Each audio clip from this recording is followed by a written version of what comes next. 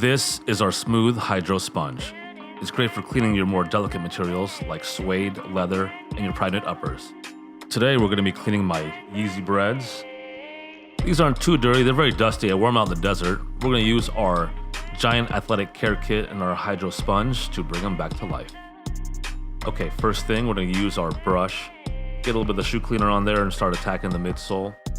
Give it a good scrub all the way around, and also make sure to scrub the bottom, especially that boost area. Get that all nice and clean.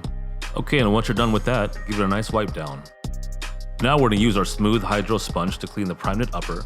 Just get it nice and wet, add a little bit of the shoe cleaner, start squeezing it to activate the suds, and now you're ready to start scrubbing.